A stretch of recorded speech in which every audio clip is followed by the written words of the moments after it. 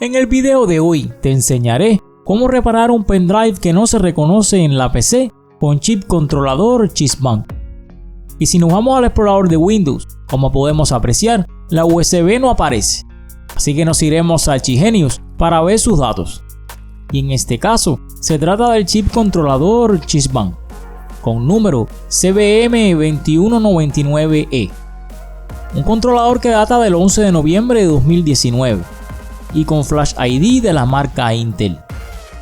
La herramienta que utilizaremos será una UMP Tool de Chisbank y el enlace, como siempre, estará en el primer comentario fijado.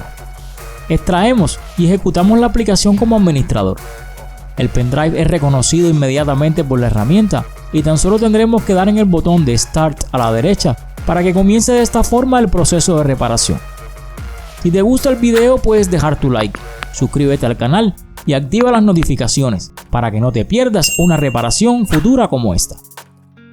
Si te surge alguna duda, también puedes dejármela en la caja de comentarios, que yo te responderé en el menor tiempo posible y te daré corazones como siempre.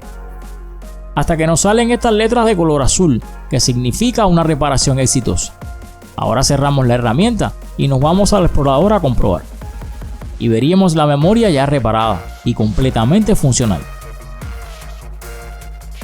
Recuerda que este video solo te funcionará para estos datos de Archigenius, o sea, solo para controlador Chisbank con número CBM2199E y con Flash ID de Intel.